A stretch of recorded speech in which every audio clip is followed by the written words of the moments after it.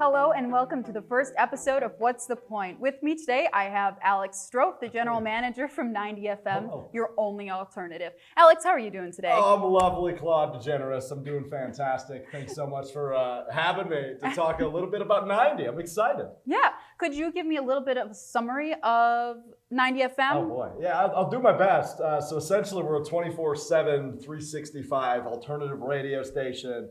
Obviously, like that says, mainly alternative programming, but we also have talk shows.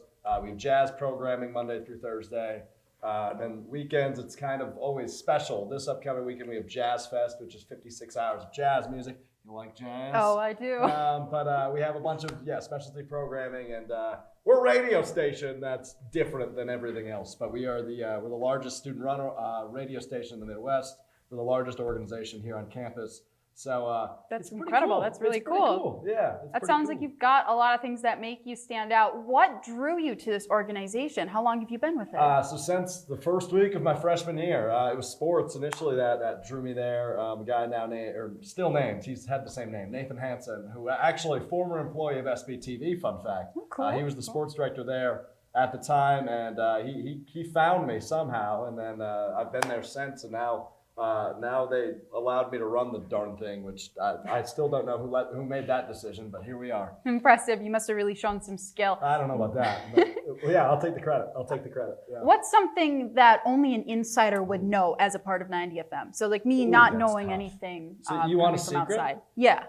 Give me oh the my goodness. juicy tea. This is tough. The say. juicy tea. Yeah, you know. I'll give you the juicy tea. What does an insider know? Well, our weeks start at 7 a.m. on Mondays. That's something you probably don't know. We have a meeting at 7 a.m. every Monday, which is really, really early, by the way. Yeah, shake your head back there, production staff. Yeah. That is horrible.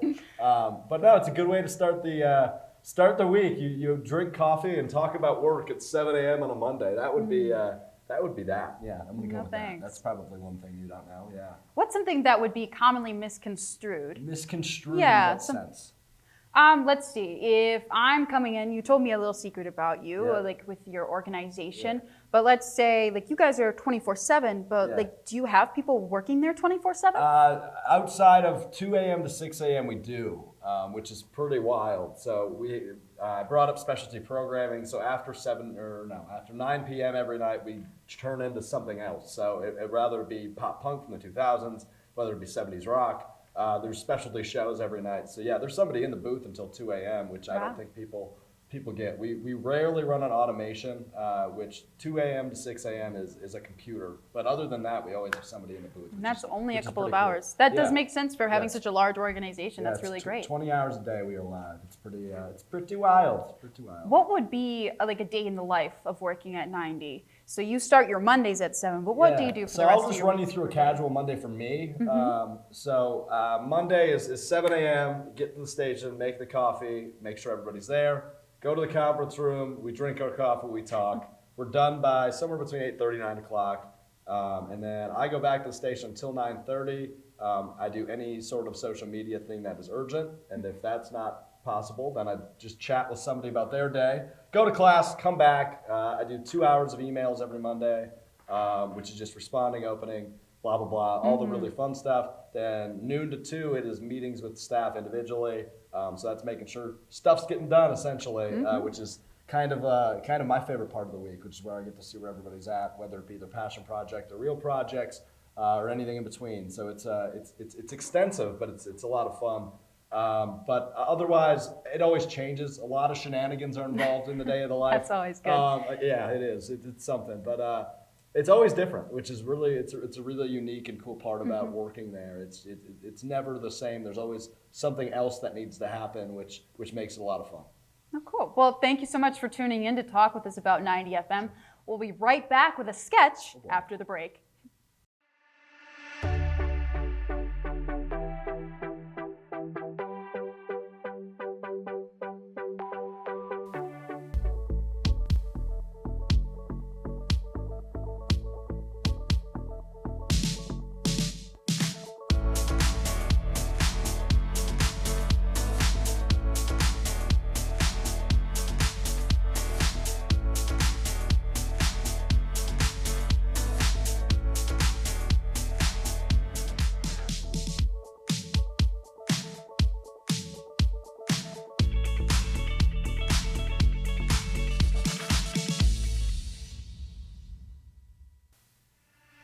Welcome back. We are still here with Alex Strouf from 90 FM, and now we're going to play a game. Oh boy. So Alex, you're a pretty good anchor, and you're pretty good at reading off this teleprompter we have in front of us. So we are going to put our abilities to the test. Are you excited? I'm nervous, I think, more than excited. You can see me. I'm ready to pace. I'm nervous. Let's do this. Well, that's good. Today's game is Read It and Weep. Okay. This involves both of us here to read a pre-written script that neither of us have seen on the teleprompter. Okay. However, the catch is that our SPTV staff members, Mckenna and B, have written the most ridiculous news stories they could think of. And we have to read them without laughing. So Alex, you're being the guest. You get to go first. Any questions before we get started here? Please don't make me look bad. More of a statement. Which camera am I looking at? This one? All Okay, right. got it. Let's do this. You'll do fine, I promise. Oh, I don't like how this is starting. Ready? And here we go. Let it roll, let it roll, let it roll. There we go. A sexually frustrated dolphin wouldn't stop harassing swimmers in Western France and consequently forced the shutdown of a local beach entirely. Nicknamed Skinny Dipper Dongle, the booty-loving dolphin had been hanging around the waters of the Bay of Brest for a couple of months and became a tourist attraction, as well as attracted to tourists. Skinny Dipper Dongle was known to playfully flirt alongside people in the area and let them onto his dorsal fin in order to gently caress him. But Skinny Dipper Dongle's behavior turned much more intimate and in many cases dangerously sexual. Over time, he began aggressively rubbing on swimmers and boats, lifted one woman's bathing suit with his nose, and prevented yet another from returning to shore. Though that swimmer had to be rescued, she was unfortunately not sexually harmed. Wait a minute, what? Seriously harmed, not sexually harmed. Seriously harmed by Skinny Dipper Dongle's promiscuous intentions. According to a report by a marine expert, Ocean Man, Skinny Dipper Dongle was in heat, or as he called it, hot and bothered, and was looking for companionship from unsuspecting bathers. What the hell is going on here? Meyer a mayor of Brest Island issued a law that banned getting within 50 meters or 164 feet of Skinny Dipper Dongle. What am I reading? When in the water, as well as swimming or diving when Skinny Dipper Dongle's presence is confirmed, in order to protect people's purity. A horny dolphin can be dangerous to humans in some cases. For instance, way back in 2012, Caveman Island scuba diver Michael Bays was able to capture an aroused dolphin that he nicknamed Stinky Binch, the loner dolphin. That's inappropriate. The FCC is not going to like that. Where are we here? Something erotic intentions? What did you do to me? What is this? So while Skinny Dipper Dongle's promiscuous behavior was not unprecedented, he could use a lesson consent. He's a dolphin. In the meantime, the lonely dolphin did make for some funny news. This story was taken from CBS News and altered by the SPTV staff. That's all I got. What in the world? I don't know what that was, but good job. Oh, wow. I'm concerned because for what I have to do next. Good luck. Yeah, I appreciate it. I broke down doing yours. I don't know how I'm going to be able to read. But I don't know what the hell I just read. That was fun. Okay. Okay, officials have finally put a giant net over Sydney, Australia, due to the astoundingly large number of tourists who are abandoning their ground harnesses and choosing to fly into the sun. God. The Prime Minister of Australia, Scoot McBoot, said during his election campaign in 2018 that the reduction of this number would be the main focus if he was elected. It's just too many people, he said. After his election in 2018, he immediately erected a large net above the continent's most popular city to attempt to catch and release a large number of citizens as well as tourists that said they were sucked into the atmosphere due to Australia being upside down.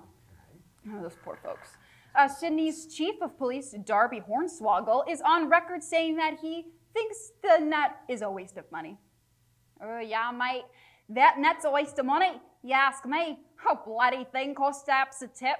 Folks, just do the thing. God, honestly, they'd be okay, like Hornswoggle said. Although the net's catch success rate is 69% successful, nice. Sydney's officials are encouraging citizens to continue the use of ground harnesses and continually check them for rest or connection issues. Officials were also high as kites when encouraging citizens to stop using umbrellas, as this method to prove to suck them into the atmosphere faster. Sydney officials are also warning parents to watch over their children because they are harder to catch in the net and may unintentionally slip through the net's holes. So far, the Sydney officials have not had any issues in recovering individuals who have fallen up into the net. However, due to budget cuts, they are only able to collect fallen tourists and citizens about twice a day. If anyone you know falls into the net, try to fall closer to the collection times so you don't have to wait as long to be rescued. Wow. Ad-lib some shiz. I don't know.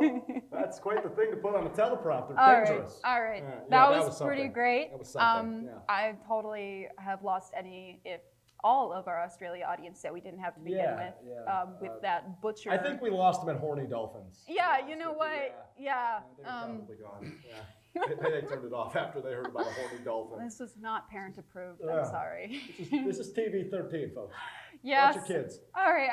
I'm glad that you were able to keep a lot more composure in my story than I was with yours. Yeah. That's for sure. I kind of lost the ball there. I lost my last brain cell in the dolphin story. I definitely think what that. in the world did I just read? What do you people do around here? I don't do you even know. work? You write about horny dolphins and falling into a net in Sydney, Australia? Do you people even do any real work? I mean, the worrisome part is that they both seemed outrageously fantastical. Yeah. But yours was truly based off of a real story. That a dolphin that was in heat was starting to attack people on a beach. He needs a lesson in consent. Is Yeah. my favorite Don't line we in all? that story. Don't we all?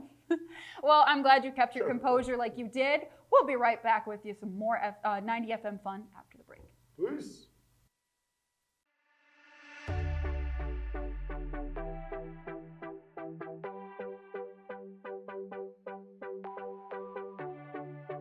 For the past week or so, we've had our SPTV general members and executive staff submit memes of myself, and now we're going to review them and figure out who made the best one. Each meme will be given a rating on a scale of 1 to 5 Mike Memes heads. 1 Mike meme head is the worst, and 5 Mike meme heads is the best.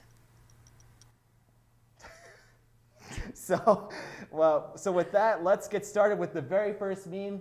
B, go ahead and show me what we got. Our very first meme is this. It is a frame from the classic television show Rick and Morty. And it's got Michael's head photoshopped over the top of it, and it says, "Where is my pay, SPTV?" Where's my pay, SPTV? So, Michael, while I'm taping this up on the board, what would you rate this meme? Well, I am a big fan of Rick and Morty, and due to not know exactly whether or not I'm going to get paid, so I'm going to have to give that one 3.5 Mike heads out of 5. 3.5 Mike heads Very out good. of 5. We're off to a good start so far. We're really off to a liking great start. Really liking what our general members and exec staff have got for us. Yep.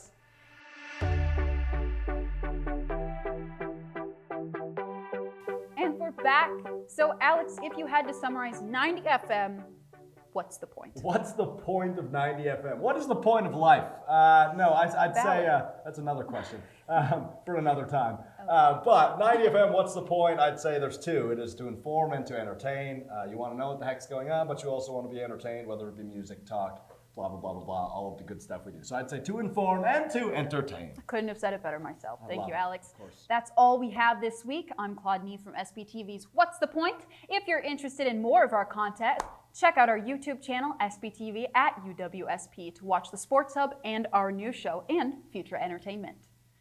Alex, where can we find you? You can find 90 FM all over your social media. I know you have all of them because you're a millennial probably. We're on Facebook, Instagram, Twitter, Snapchat, all the big ones. You can find us, WWSP 90 FM. All right. Thank you so much. For sure. Have a great one, folks, and see you later on What's the Point? Peace, love, and happiness.